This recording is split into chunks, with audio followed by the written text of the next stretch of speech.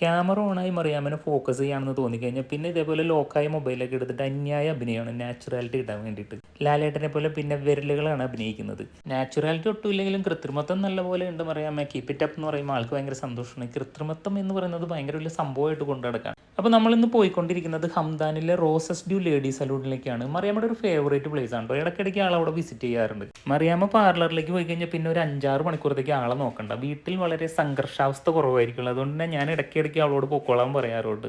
പക്ഷെ ഞാൻ പലപ്പോഴും ചിന്തിക്കാറുണ്ട് എങ്ങനെ ഒരാൾ 5-6 മണിക്കൂറോടെ സ്പെൻഡ് ചെയ്യുന്നു എന്നുള്ളത്. എനിക്കൊക്കെ ഒരു ഹാഫ് ആൻ അവർ കൂടുതൽ സലൂണിൽ ഇരിക്കാനേ പറ്റത്തില്ല. ഞാനിതൊരു 2-3 പ്രാവശ്യം വളരെ അതിശയത്തോടുകൂടി മറിയാമ്മയോട് ചോദിച്ചിട്ടുണ്ട്. അപ്പോൾ ഈ പ്രാവശ്യം പോയപ്പോൾ മറിയാമ്മ കുറച്ച് വീഡിയോസ് എടുത്തുകൊണ്ടെന്ന് കാണിച്ചു തന്നു എനിക്ക്. എന്നാൽ പിന്നെ ഞാനതങ്ങ് പോസ്റ്റാന്ന് വിചാരിച്ചു. വരൂ, ഇതാണ് ഹംദാൻ സ്ട്രീറ്റിലുള്ള റോസസ് ഡ്യൂ ലേഡീസ് സലൂൺ. കയറി വരുമ്പോൾ തന്നെ നല്ല അടിപൊളി ആംബിയൻസ് ഒക്കെ ആയിട്ടാണ് സെറ്റ് ചെയ്തേക്കണേ.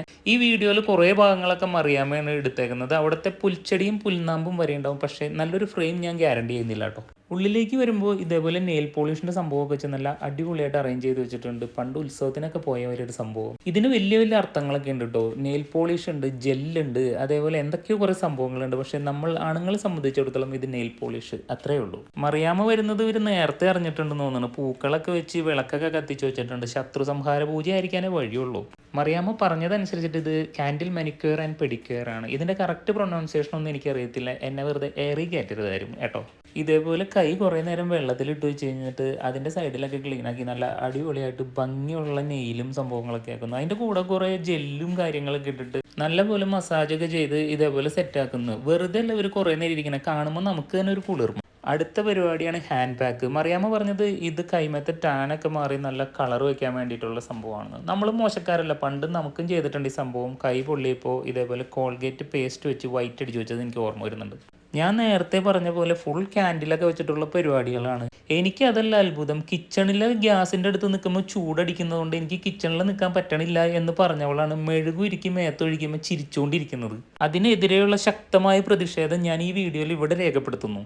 അടുത്തതായിട്ട് മറിയാമ്മയും ഞാനും ഏറ്റവും കൂടുതൽ തല്ലുപിടിക്കുന്ന ഒരു സംഭവത്തിലേക്കാണ് നീങ്ങിക്കൊണ്ടിരിക്കുന്നത്. Nail polish. ഇവള് പലപ്പോഴും നമ്മുടെ അടുത്ത് വന്നിട്ട് നെയിൽ പോളിഷ് ഒന്ന് ഇട്ട് വരുമെന്ന് ചോദിക്കും. നമ്മൾ നല്ല നൈസായിട്ട് ഇട്ട് കൊടുക്കും. നമ്മളുടെ കണ്ണിൽ നോക്കുമ്പോൾ അത് പെർഫെക്റ്റ് ആണ്. പക്ഷേ ഇതിൻ്റെ സൈഡിലായി അങ്ങോട്ടായി ഇങ്ങോട്ടായി എന്നൊക്കെ പറഞ്ഞ് നമ്മളെ ചൊറിയും. അപ്പോൾ റോസസ് ഡ്യൂവിൽ പോയതിന് ശേഷമാണ് ഫിനിഷിങ് എന്താണെന്നൊക്കെ നമുക്ക് മനസ്സിലായത്. അടുത്തതായിട്ട് കാല് ഉപ്പിലിട്ട് വെച്ചേക്കാണ്. നമ്മളിനി കാല് സെറ്റാക്കാനുള്ള പരിപാടിയാണെന്ന് തോന്നുന്നു.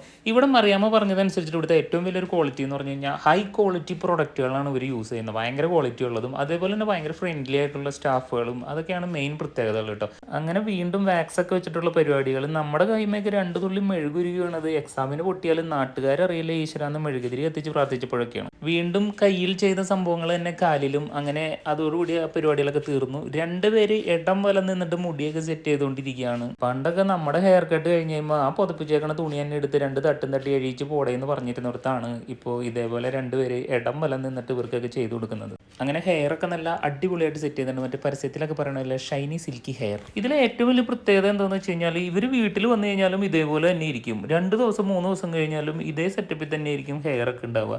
നമ്മളൊക്കെ ഒന്ന് ഹെയർ കട്ട് കഴിഞ്ഞ് വീട്ടിൽ വന്നൊന്ന് കുളിച്ച് കഴിഞ്ഞാൽ പൊന്തമ്മാടെ സെറ്റപ്പിലേക്ക് പോകുന്നത് എന്തുകൊണ്ടാണ് എന്നുള്ളതിൻ്റെ ഒരു സയൻറ്റിഫിക് ആയിട്ടുള്ളൊരു സംഭവം നമ്മൾ അന്വേഷിച്ച് സെറ്റ് ചെയ്യേണ്ടതുണ്ട്. അങ്ങനെ ഏറെക്കുറെ എല്ലാം കഴിഞ്ഞു. കുറച്ച് വീഡിയോസ് മാത്രം എടുക്കാൻ പറ്റുള്ളൂ എന്ന് പറയുമ്പോൾ പ്രത്യേകം പറഞ്ഞിരുന്നു. അപ്പോൾ ഇതേപോലെ ഹെഡ് മസാജും കൈയും കാലൊക്കെ മസാജ് ചെയ്ത് നല്ലൊരു റിഫ്രഷ്മെൻ്റ് ആണ് റോസസ് ഡ്യൂ എന്ന ആൾക്ക് കിട്ടുന്നത്. വെറുതെ എല്ലാ ആളും ഇടയ്ക്കിടയ്ക്ക് അവിടെ പോകുന്നത്. അങ്ങനെ അവസാനമായിട്ട് പൂമരത്തിൻ്റെ താഴെ നിന്ന് കുറച്ച് ക്യൂട്ട്നെസ്സും കൂടി വാരി വെതറിയിട്ട് മറിയാമ്മ അവിടെ നിന്ന് ഇറങ്ങി. ഹംദാൻ സ്ട്രീറ്റിലെ ഈ ഒരു ബിൽഡിങ്ങിലാണ് റോസസ് ഡ്യൂ പാർലർ ഉള്ളത്. റോസസ് ഡ്യൂവിൻ്റെ കോൺടാക്ട് നമ്പറും ഡീറ്റെയിൽസും ഞാനിവിടെ കൊടുക്കുന്നുണ്ട്. താല്പര്യമുള്ളവർക്ക് അവരെ വിളിച്ച് ചോദിക്കാം. കാരണം എനിക്ക് മെസ്സേജ് അയച്ചാൽ ഇതിനെപ്പറ്റി ഡീറ്റെയിൽ ആയിട്ട് പറഞ്ഞുതരാൻ നമുക്കറിയത്തില്ല. അപ്പോൾ നിങ്ങൾ ഡയറക്റ്റ് റോസസ് ഡ്യൂവിനെ കോൺടാക്ട് ചെയ്യുകയാണെങ്കിൽ നിങ്ങളുടെ ആവശ്യങ്ങൾക്കനുസരിച്ചിട്ടുള്ള പാക്കേജുകളും കാര്യങ്ങളും നല്ല ഓഫർ റേറ്റിൽ അവർ തരും. അപ്പോൾ വീഡിയോ കണ്ട എല്ലാവർക്കും താങ്ക്സ്.